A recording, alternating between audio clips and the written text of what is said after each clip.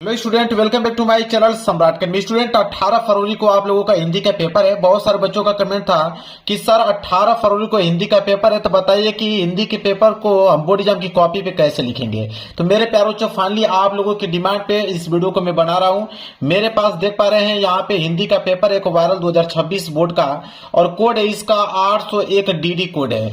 और इस पेपर को पूरा का पूरा सोल्यूशन मैंने बोर्ड एग्जाम की कॉपी पे लिख के लेके आया हूँ, ताकि आप 18 फरवरी को सेम टू सेम ऐसे लिख कर आओ, ताकि आप लोगों का 70 में 70 नंबर मिले। एग्जामिनर एक नंबर आप लोगों का काट नहीं सकता है। टॉपर जिस प्रकार लिखता है उस प्रकार में कॉपी लिख के लेके आया हूं, थोड़ा सा भी मिस्टेक नहीं हुआ है।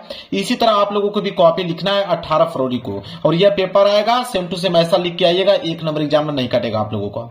सबसे पहला जो काम करना है मेरे प्यारे बच्चों, वो है आपका पेपर पे ही अपना अनुक्रमांक और नीचे अपना नाम यहाँ पे लिख देना है।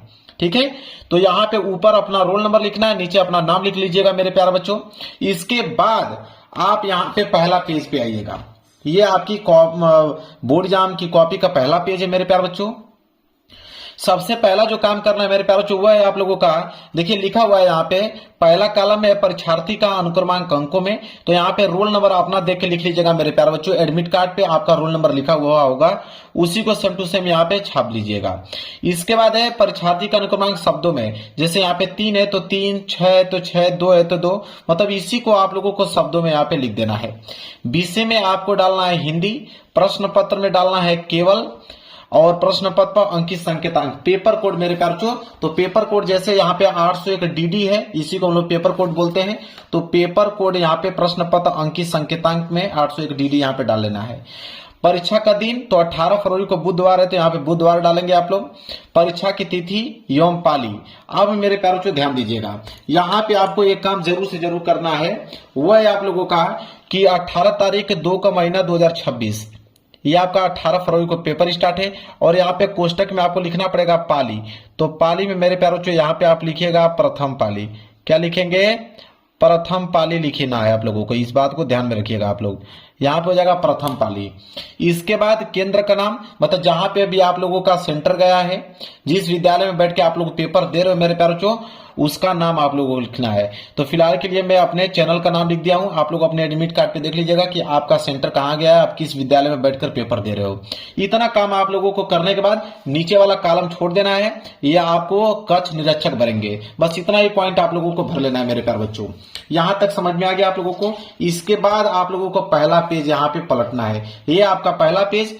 पहला पेज में आपको काम करना क्या है कि यहाँ पे मेरे प्यारे बच्चों डबल लाइनिंग हंसिया जिसे बोलते हैं, आप लोगों को हर एक पेज पे खींच लेना है। मैं ऑलरेडी खींच के लेकर आया हूं यहाँ पे। इसके बाद एक काम और करना है मेरे प्यारे बच्चों, वो है आपका रोल नंबर। हर एक पेज पे मेरे प्यारे बच्चों आपको रोल नंबर लिखते चलना है, इस बात को ध्यान दीजिएगा। हर एक पेज पे आपको रोल नंबर लिखते चलना है। इसके बाद अगर हम बात करें, देखिए यहां से आप लोगों को बोर्ड एग्जाम की कॉपी पे लिखना है खंड ब, खंड ब, और यहाँ पे वर्णनात्मक प्रश्न है। और 20 जो प्रश्न थे बहुविकल्पीय, उनका उत्तर आपको OMR शीट पे देना है मेरे प्यारे बच्चों। OMR शीट पे उनका उत्तर देना है 20 बहुविकल्पीय प्रश्नों का। बाकी जो बोर्ड एग्जाम की कॉपी पे लिखना है वो यहां से लिखना है खंड ब वर्णनात्मक प्रश्न। तो सबसे पहला जो आपको काम करना है वो है यहाँ पे खंड ब वर्णनात्मक प्रश्न, यहाँ पे पहली हेडिंग डालना है। ठीक है, इसके बाद मेरे प्यारे बच्चों खंड ब वर्णनात्मक प्रश्न हेडिंग डालने के बाद स्केल की सहायता से इसके नीचे अंडरलाइनिंग कर देना है आप लोगों को। इसके बाद देखिए, इसके बाद आपका है प्रश्न संख्या 21, तो आप लिखोगे प्रश्न उत्तर संख्या 21। अब प्रश्न उत्तर संख्या 21 बोला है कि निम्नलिखित गद्यांश पर आधारित 3 प्रश्नों के उत्तर दीजिए। 6 नंबर का गद्यांश है मेरे प्यारे बच्चों। यहाँ पे ऑप्शन आपके पास है क वाला, कह रहा है कि क वाला कीजिए। अगर क नहीं करना चाहते हैं तो कोई दिक्कत नहीं है, यहाँ पे अथवा देकर मेरे प्यारे बच्चों ख लिखा है। ठीक है, दोनों में से कोई एक ही करना है, हालांकि इस सोल्यूशन में ख वाला किया गया है। ठीक है, तो यहाँ पे अगर ख वाला करना है आपको तो लिखोगे प्रश्न उत्तर संख्या 21 का ख, ताकि एग्जामिनर को मालूम चल पाए। इसके बाद संकेत आपको लिखना है। तो संकेत कैसे लिखा जाता है, देखिए संकेत लिखा गया है कि यह हाथ में, मतलब शुरू के लाइन आपको उठा के लिखना है, यह हाथ में, और लास्ट लाइन क्या है, राहुल के साथ। राहुल के साथ लास्ट लाइन यहाँ पे लिख देना है, ताकि एग्जामिनर को मालूम चल पाए कि हाँ आपने कौन सा गद्यांश किया हुआ है। तो यहाँ पे संकेत आपको लिख देना है। संकेत लिखने के बाद देखिए 3 प्रश्न हैं। पहला है कि उपयुक्त गद्यांश का संदर्भ लिखिए, 2 नंबर मिलेगा।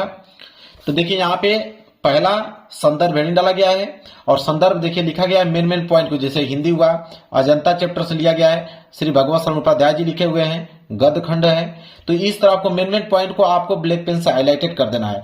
इस तरह करोगे तो यहां से 2 नंबर मेरे प्यारे बच्चों आप लोगों को फिक्स हो गया, 2 नंबर यहां से मिल गया। एक लाइन का गैप छोड़कर ही दूसरा प्रश्न करना है। तो एक लाइन का गैप छोड़ के देखिए दूसरा प्रश्न है, रेखांकित अंश की व्याख्या कीजिए 2 नंबर। तो आप हेडिंग बनाओगे रेखांकित अंश की व्याख्या, और जहां तक अंडरलाइनिंग किया गया है यहां से लेकर यहां तक अंडरलाइनिंग किया गया, इसका हमें व्याख्या बताना है। तो देखिए किस प्रकार व्याख्या यहां पे किया गया मेरे प्यारे बच्चों, इस तरह आप लोगों को व्याख्या करना है। 2 नंबर यहां से भी आप लोगों को मिल जाएगा। देखिए अगर कुछ पॉइंट और बच जा रहा है लिखने के लिए तो पेज यहां तो भर गया। जब पेज भर जाए मेरे प्यारे बच्चों तो यहां पे लिख दीजिए आप लोग पीटीओ, मतलब पेज टर्नओवर। मान लीजिए 1-2 लाइन और इसमें लिखना है, ठीक है, और पेज आपका ये वाला भर गया। तो पीटीओ लिखने के बाद मेरे प्यारे बच्चों कोई दिक्कत नहीं है, पेज को पलट दो। देखिए पेज को इधर पलट दिया गया है और कुछ लाइन जो बचा था इधर लिख दिया गया है। इस तरह काम आप लोगों को मेरे प्यारे बच्चों करना है। इसके बाद अगर हम बात करें तो चलिए देखते हैं, एक प्रश्न और इसके नीचे दिया गया था मेरे प्यारे बच्चों, तीसरा प्रश्न कि उपयुक्त गद्यांश में कहां के दृश्यों का चित्रण किया गया है, 2 नंबर इसमें मिलेगा। तो देखिए यहाँ पे तीसरे का उत्तर यहाँ पे लिखा गया, 2 नंबर यहाँ पे मेरे प्यारे बच्चों आप लोगों को मिल गया। क्लियर है। इसके बाद अगर हम बात करें तो प्रश्न 21 कंप्लीट हो गया। अब आएगा प्रश्न 22। प्रश्न 22 है कि दिए गए पद्यांश पर आधारित 3 प्रश्न के उत्तर दीजिए। पद्यांश आ गया, पद्यांश भी 6 नंबर के लिए है। यहाँ पे भी ऑप्शन आपके क वाला है, कह रहा है कि क वाला नहीं कर पाओगे तो अथवा करके ख वाला दिया गया। दोनों में से कोई एक ही करना है। फिलहाल के लिए इसमें कौन सा किया गया है, क वाला।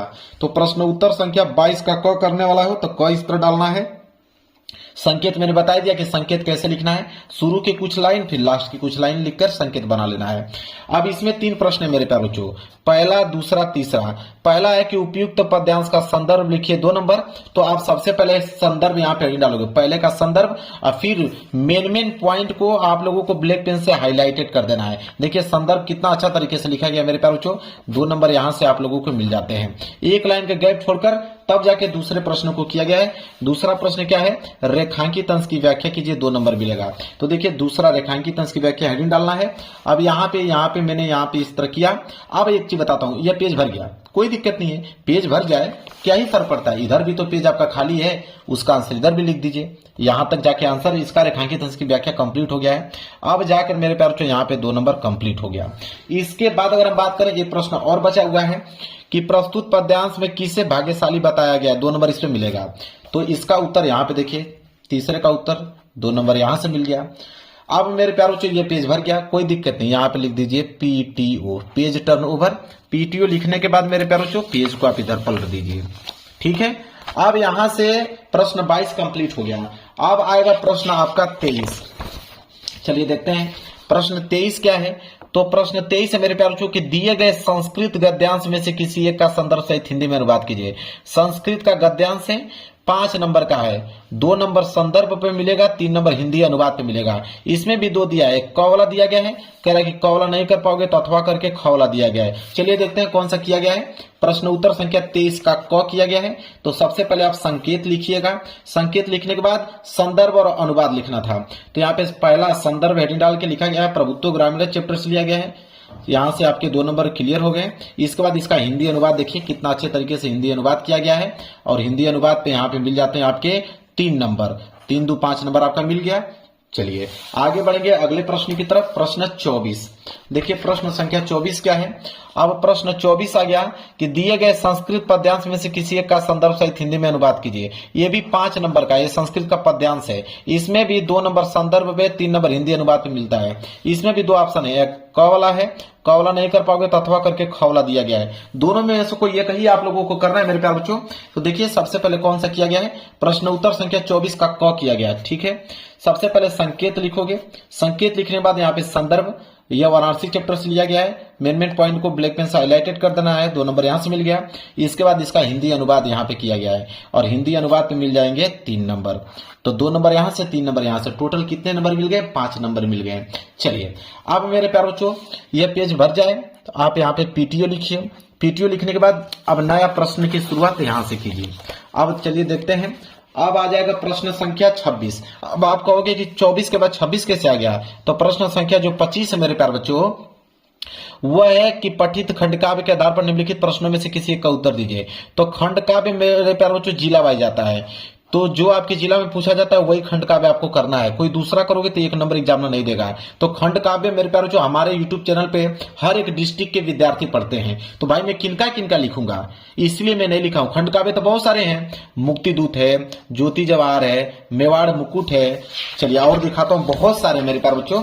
इसके बाद देखिए अग्र पूजा है, इसके बाद जय सुभाष है, इसके बाद मातृभूमि है, कर्ण है, करमवीर है, तुमुल है, इतने सारे मेरे प्यारे बच्चों हैं। तो मैं किनका किनका बताऊंगा, इसलिए मैं इस प्रश्न को छोड़ दिया हूं। आप लोग देख लीजिएगा कि आपके डिस्ट्रिक्ट में कौन सा पूछा जाता है, वही आप करके आइएगा। अब मैं स्टार्ट करता हूं प्रश्न संख्या 26 का क। बोला है कि दिए गए लेखकों में से किसी एक का जीवन परिचय देते हुए उनके प्रमुख रचना का उल्लेख कीजिए। अब लेखक का जीवन परिचय है 5 नंबर के लिए, 3 नंबर जीवन परिचय पे, 2 नंबर रचना पे मिलेगा। यहाँ पे 3 ऑप्शन दिए गए हैं, चलिए देखते हैं। सबसे पहले आप डालोगे प्रश्न उत्तर संख्या 26 का क। अब यहाँ पे आचार्य रामचंद्र शुक्ल का करना है, तो आप देखिए जैसे पहला किया गया ना आचार्य रामचंद्र शुक्ल जी का, तो आप यहाँ पे पहला लिखिएगा आचार्य रामचंद्र शुक्ल जी, हेडिंग डालिएगा। अब यहाँ पे संक्षिप्त परिचय लिख लेना, जिसमें नाम होना चाहिए, जन्म स्थान, पिता का नाम, माता का नाम, रचनाएं, मृत्यु, ये चीजें मेंशन करने के बाद तब जाके आप जीवन परिचय मेन हेडिंग डालिएगा और यहां से जीवन परिचय पूरा लिखना चालू कीजिएगा। और जब भी जीवन परिचय लिख रहे हो तो मेन वर्डों को देखिए, यहां से मेन वर्डों को ब्लैक पेन से लिखा गया है मेरे प्यारे बच्चों, ठीक है। यहां तक हो गया। अगर पेज अगर भर जाए तो कोई दिक्कत नहीं है, इधर पलट दीजिए, यहाँ पे रचना लिखा गया है। अब टोटल मेरे प्यारे बच्चों कितने मिलेंगे, यहाँ पे 5 में 5 नंबर यहाँ पे मिल जाएगा। चलिए आगे बढ़ते हैं मेरे प्यारे बच्चों अगले प्रश्न की तरफ। देखिए अगला प्रश्न है 26 का ख। अब 26 का ख वाला क्या है कि दिए गए कवियों में से किसी एक कवि का जीवन परिचय देते हुए उनके एक प्रमुख रचना का उल्लेख कीजिए। अब मेरे प्यारे बच्चों कवि का जीवन परिचय आ गया, और कवि का जीवन परिचय भी 5 नंबर के लिए ही पूछा जाता है। 3 नंबर जीवन परिचय पे, 2 नंबर रचना पे। यहाँ पे महाकवि सूरदास, महादेवी वर्मा, सुमित्रानंद पंत, 3 लोगों का दिया हुआ है, जो मन करे वो लिखिएगा। यहाँ फिलहाल के लिए प्रश्न उत्तर संख्या 26 का ख सूरदास का किया गया है, पहला वाला सूरदास। यहाँ पे लिखेंगे नाम, जन्म, जन्म स्थान, पिता का नाम, माता का नाम, मृत्यु, रचनाएं। संक्षिप्त परिचय में आपको लिख के कोष्टक में पैक कर देना है। इसके बाद जीवन परिचय यहाँ पे मेन हेडिंग डालना है, और इसके बाद जीवन परिचय यहाँ से लिखना चालू कर देना है। अब देखिए एक ही पेज में जीवन परिचय कंप्लीट हो गया है। देखिए मेन जो वर्ड है उसको ब्लैक पेन से लिखकर हाईलाइटेड किया गया है, ताकि एग्जामिनर का ध्यान यहाँ जा पाए। इसके बाद देखिए रचना भी लिखा गया है यहाँ पे, सूरसागर, सुरसरावली, साहित्य लहरी। अब यहाँ पे एग्जामिनर जो है 5 में 5 नंबर आपको देगा, 1 नंबर चाकर भी नहीं काट सकता है। इसके बाद आगे बढ़ते हैं, प्रश्न 26 के बाद आएगा 27। प्रश्न 27 है कि अपने पाठ्य पुस्तक में से कंठस्थ कोई एक श्लोक लिखिए जो इस प्रश्न पत्र में न आया हो। 2 नंबर के लिए श्लोक है, तो आप सबसे पहले लिखोगे प्रश्न उत्तर संख्या 27 का श्लोक। अब श्लोक है मेरे प्यारे बच्चों, तो श्लोक को कैसे लिखोगे कि यहाँ पे 2 लाइन का श्लोक लिखा गया है, बंदम मरणम वापी जय वापी पराजय उभयत्र सम वीर वीर भाव ही वीरता। 2 लाइन का श्लोक लिखा गया, यहां से 2 नंबर आपके फिक्स हो गए। इसके बाद हम आगे बढ़ेंगे प्रश्न 28 की तरफ। देखिए प्रश्न 28 है कि निम्नलिखित में से किन्हीं 2 प्रश्नों के उत्तर संस्कृत में दीजिए, 2 नंबर मिलेगा। आपके पास ऑप्शन कितने हैं, 4 हैं, 4 में से किन्हीं 2 ही प्रश्नों का उत्तर देना है। तो 28 है, तो सबसे पहले डालोगे प्रश्न उत्तर संख्या 28। अब यहाँ पे किन्हीं 2 ही प्रश्नों का उत्तर देना है, लेकिन मैं हल के लिए चारों का उत्तर दे दिया है, ठीक है। आपको केवल 2 ही देना है। अगर एग्जाम में चारों का भी उत्तर दोगे तो एग्जाम आपको 2 ही नंबर देगा, लेकिन फिलहाल मैं आप इसका सलूशन बताने के लिए मैं चारों का बता दिया हूं, ठीक है। यह पहला का हो गया, यह दूसरा का हो गया, यह तीसरे का हो गया, चौथे का। तो एग्जामिनर आपको 2 ही नंबर देगा, इतना याद रखिएगा। 1+1 मतलब 2 ही प्रश्नों को उत्तर देना है सिर्फ आप लोगों को, इस बात को ध्यान में रखिएगा। चलिए ये पेज भर गया, कोई दिक्कत नहीं है। अगला नेक्स्ट पेज पे आते हैं। नेक्स्ट पेज पे आएंगे प्रश्न संख्या 29, ठीक है। 28 के बाद आएगा प्रश्न संख्या 29। चलिए देख लेते हैं प्रश्न संख्या 29 क्या है। प्रश्न संख्या 29 मेरे प्यारे बच्चों कि निम्नलिखित में से किसी एक विषय पर निबंध लिखिए। निबंध आपका 7 नंबर के लिए है। आपके पास 1 2 3 4 टोटल 4 निबंध दिए गए हैं, 4 में से कोई एक ही आपको करना है। तो सबसे पहले प्रश्न उत्तर संख्या 29 डालोगे। इसके बाद पहला कर रहे हो आतंकवाद की समस्या एवं समाधान, तो आप लिखोगे पहला आतंकवाद की समस्या एवं समाधान, ये हेडिंग हो जाएगी। फिर आप हेडिंग डालोगे रूपरेखा। रूपरेखा में जितना भी आपको हेडिंग डालना है सब एक ही साथ डाल लो। तो यहाँ पे 8 हेडिंग लिखा गया है, ठीक है।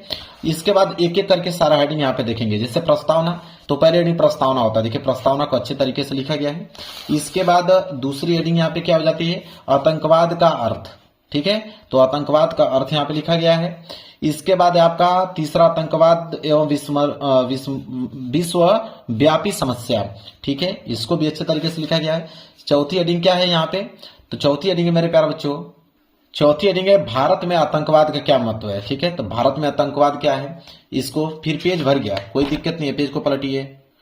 फिर अगली हेडिंग रहेगी पांचवा, जिम्मेदार इसका कौन है। ठीक है, इसको लिखा गया है। छठवीं हेडिंग है आतंकवाद के विविध रूप कौन कौन से हैं। तो देखिए इसका यहाँ पे 3 रूपों में व्यक्त किया गया है यहाँ पे। इसके बाद है आतंकवाद का समाधान क्या है। तो आतंकवाद का समाधान यहाँ पे राजनीतिक समाधान क्या है इसका, सामाजिक और आर्थिक समाधान क्या है इसका। इसके बाद पेज भर गया, कोई दिक्कत नहीं है, पेज को पलटिए। इसके बाद है अगला उसी में कि धार्मिक समाधान क्या है। इसके बाद लास्ट हेडिंग है उपसंहार, 8वीं हेडिंग। इस तरह अगर आप लिखते हो मेरे प्यार बच्चों, एग्जामिनर 7 में 7 नंबर आप लोगों को देगा, 1 नंबर काट नहीं सकता है। इस तरह आप लोगों को मेरे प्यार बच्चों निबंध लिखना है। इसके बाद आएगा प्रश्न संख्या 30। तो प्रश्न 30वां है कि शुक्ल मुक्ति हेतु अपने विद्यालय के प्रधानाचार्य को एक आवेदन पत्र लिखिए, 4 नंबर। अगर ये नहीं आता तो अथवा करके दिया है कि छात्रवृत्ति प्राप्त करने हेतु अपने विद्यालय के प्रधानाचार्य को प्रार्थना पत्र लिखिए। दोनों में से कोई एक ही करना है। तो देखिए कैसे करोगे। तो सबसे पहले आप हेडिंग बनाओगे यहाँ पे कि प्रश्न उत्तर संख्या 30। अब इन दोनों में से कौन किया आपने, तो विषय में यहाँ पे लिखना है, विषय में हेडिंग डाल के कि छात्रवृत्ति प्राप्त करने के लिए आवेदन पत्र लिखा गया है। तो सबसे पहले आप लिखोगे सेवा में, फिर प्रधानाचार्य महोदय, इसके बाद यहाँ पे विद्यालय का नाम आप लोग लिख लीजिएगा, फिर विद्यालय का पता लिख लीजिएगा अपने विषय में, आपको जिस पे आप पत्र लेखन लिख रहे हो। इसके बाद महोदय, देखिए कितना अच्छे तरीके से लिखा गया मेरे प्यारों बच्चों, यहाँ तक पेज भर गया, कोई दिक्कत नहीं है। और कुछ पॉइंट लिखना है तो आप पीछे लिख लीजिएगा, कोई दिक्कत नहीं है, पूरा का पूरा अंक मिलेगा आपको। देखिए इधर यहाँ पे धन्यवाद, और आपका आज्ञाकारी शिष्य है अजीत, कक्षा 8 10वीं लिख सकते हैं, दिनांक डेट लिख दीजिएगा। अब यहाँ आपको 4 में 4 नंबर मिल गया। अब मेरे प्यारे बच्चों यह जो है आप लोगों का पूरा में पूरा अंक मिल गया। अब यह पेपर की चेकिंग जो है मेरे प्यारे बच्चों बिल्कुल समाप्त हो गया। यह वायरल पेपर है 801 डीडी कोड का। अगर ऐसे लिखते हो तो मेरे प्यारे बच्चों एग्जामिनर जो है आप लोगों को यहाँ पे 70 में 70 नंबर देगा मेरे प्यारे बच्चों।